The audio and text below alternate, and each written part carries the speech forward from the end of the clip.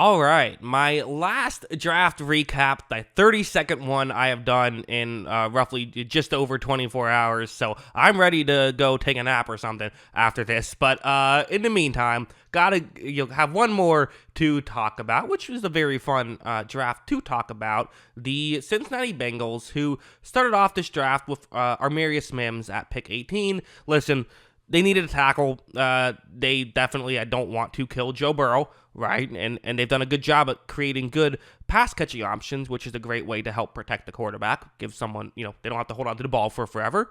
Burrow likes to hold on to the ball for a bit too, usually for good reason. Usually, things go well, but obviously there is some danger with that as well. So because of it, getting a good offensive lineman could be helpful. There is some projection with Amarius Mims, which is why he fell to pick 18, despite his really good athleticism and really good traits and stuff like that. Definitely a bit more of a project, but nothing crazy. Nothing that I don't think can be fixed. So you see the chart next to me. What you're looking at is the number all the way to the left is when this player was selected. Next number over is when they were projected to be drafted. So Mims was projected to be drafted 22nd according to the consensus big board, and then the player name and the position. Mims plays tackle. So again, I like Mims. I made a whole film study on him if you want to hear more of my thoughts on that. Then with pick 49, they got the 51st ranked prospect, Chris Jenkins, the interior defensive lineman, who, does have really good run defense analytics. Feels like he is their DJ Reader. I don't want to say replacement because, again, expecting him to come in and be DJ Reader right away would be unfair. But can he come in and be a solid player right away? Sure. Yeah, I can see that. So I think he will be probably at least a good rotational, defensive lineman that can help stop the run, which is very important to have. So, it's one of those things where pick 51, I think a lot of people are wondering, just like, it's not that we don't think he's going to be good, just how valuable is a guy who's going to play 400 snaps and stop the run well? Like, how early is that, worth a pick? But for a team like Cincinnati that could really use that after they lost DJ Reader, pretty valuable, and I think definitely worth pick 49. Jermaine Burton was quite frankly a risk. He is someone who has some off the field concerns. I also don't think he's like this amazing level prospect. I think he goes in round 2 though without the off the field concerns. So he ended up being projected to go at 96. The Bengals get him at 80, so they decide to reach a little bit. But I'm assuming they're just, less concerned about the off-the-field issues than maybe other people are. And if he can be a really good player for them, obviously you have T. Higgins, which people are wondering is 1 foot out the door of T. Higgins. Well, right now both feet are in the door. Right now he is still playing, so I don't think that's an expression. Both feet in the door, like, almost makes it seem like you're kicking through the door or something. Both feet are inside, I guess I should say. But with Higgins for now at least. So maybe it's the kind of thing where, hey, if Burton ends up being awesome, well, then we just let T. Higgins walk and we have, a replacement right there. And if Burton ends up just being like an okay role player, well, cool. That's valuable. We'll re-sign T. Higgins and we still have, 3 receivers. You want 3 receivers anyway. I'd re-sign Higgins, but again, who knows how much he wants, all of that stuff. But, Burton, definitely someone who could bring something. I do think, again, to people talking like, oh, does this mean they're going to move off of Higgins? I think if they were going to move off of Higgins, it would have happened by now. So I think that's, I don't think any big trade is going to happen at this point. Usually it happens before the draft. Maybe some small trades could happen. I could be wrong, but I don't think Cincinnati would want to trade for a future asset at this point, unless it's like a really good trade. Or if they have if Joe Burrow gets hurt for the year or something, maybe you'll think about it then. But McKinley Jackson, an interior defensive lineman who is projected to go 159th.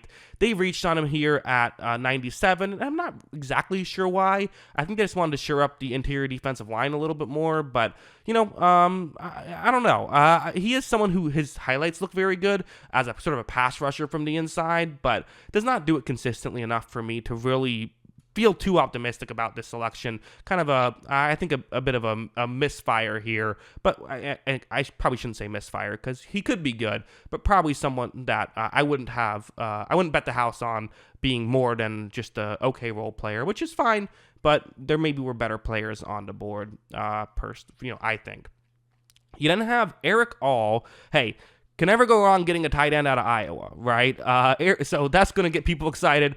Not a blocker, which is interesting. Usually tight ends out of Iowa are. He's definitely much more of a receiver. Was a really good receiver. He had 2.62 yards per route ran at Iowa. So definitely had the production there. Probably more of a receiving tight end for the Bengals, who weirdly haven't always been great at that. They did add Drew Sample and Mike Gesicki, both who kind of could maybe be receiving tight ends, but getting Eric All, just to hope that they can get that, get a receiving tight end there, which is something that, again, they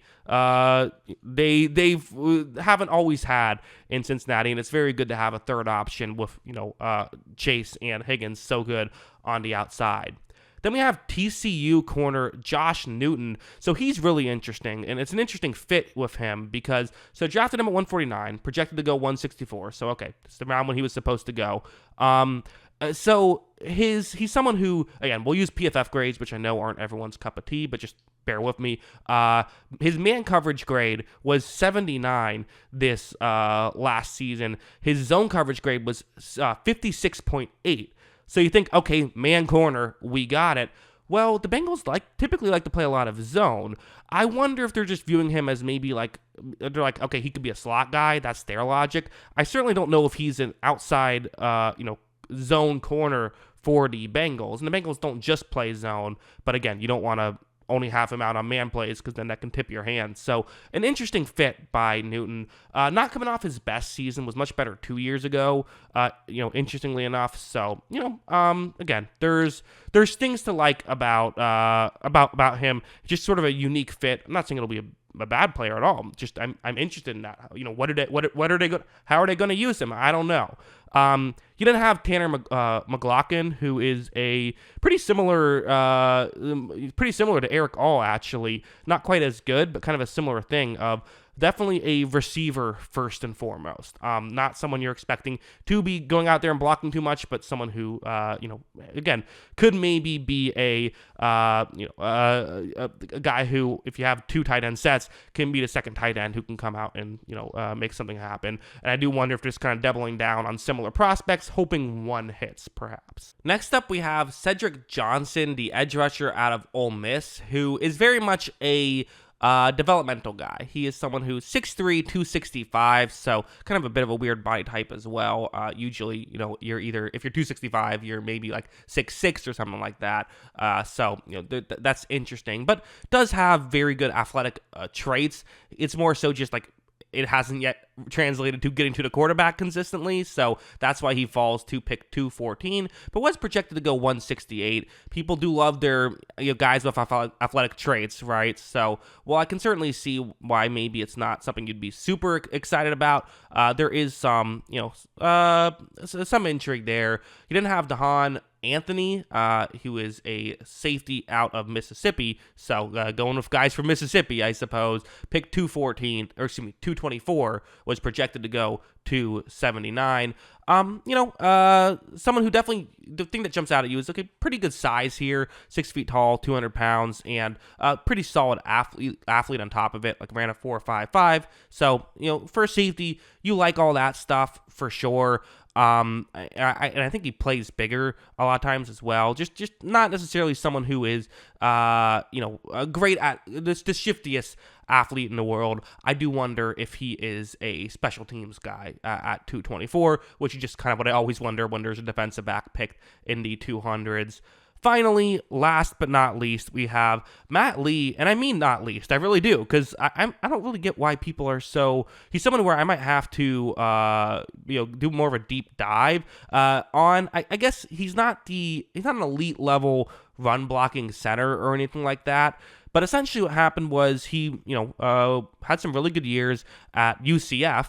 I think he wanted to, see if he could do it against tougher competition. Hopefully that was his way of getting into the NFL, and did. He went to Miami and was good there. So, someone who really good pass protecting.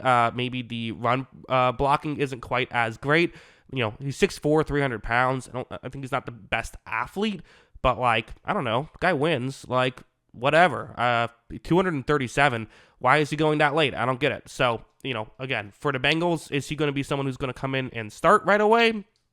I don't think so. But, it's not like the Bengals' interior offensive line is so loaded that they can't find a place for him. You have Ted Karras, Cordell Volson, and Alex Kappa, who are solid. That's solid.